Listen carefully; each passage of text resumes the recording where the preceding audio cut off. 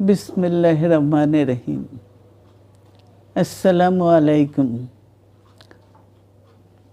দীর্ঘদিন অসুস্থ থাকার পর আপনাদের সামনে কথা বলতে পারার জন্য আল্লাহর কাছে শুকরিয়া আদায় করছি। আমার কারাবন্দী অবস্থায় আপনারা আমার কারামুক্তি ও রোগ মুক্তির জন্য সংগ্রাম করেছেন, দোয়া করেছেন। সেজন্য আমি আপনাদের সকলকে ধন্যবাদ জানাচ্ছি। দীর্ঘ আন্দোলন সংগ্রাম ও ত্যাগের মধ্য দিয়ে আমরা ফ্যাসিবাদী অবৈধ সরকারের কাছ থেকে মুক্তি পেয়েছি। আমি আন্তরিক ধন্যবাদ জানাতে চাই আমাদের বীর সন্তানদের, যারা মরণপণ সংগ্রাম করে এই অসম্ভবকে সম্ভব করেছে।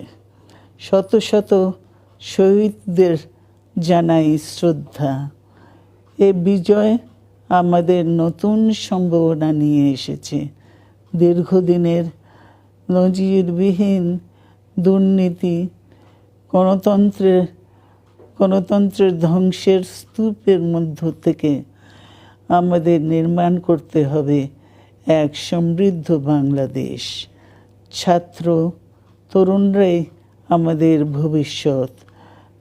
তরুণরা এই যে স্বপ্ন নিয়ে বুকের রক্ত ঢেলে দিয়েছে, সেই স্বপ্ন বাস্তবায়নে করতে মেধা, যোগ্যতা, জ্ঞান ভিত্তিক গণতান্ত্রিক বাংলাদেশ গড়ে তুলতে হবে। শোষণহীন সমৃদ্ধ বাংলাদেশ। সকল ধর্মের গোত্রের অধিকার নিশ্চিত করতে হবে। শান্তি, প্রগতি আর সাম্যের ভিত্তিতে আধুনিক বাংলাদেশ নির্মাণে আসুন আমরা তরুণদের হাত শক্তিশালী করি। ধ্বংস নয়, প্রতিশোধ নয়, প্রতিহিংসা নয়, ভালোবাসা, শান্তি ও জ্ঞান ভিত্তিক সমাজ গড়ে তুলি। আল্লাহ হাফেজ। বাংলাদেশ জিন্দাবাদ।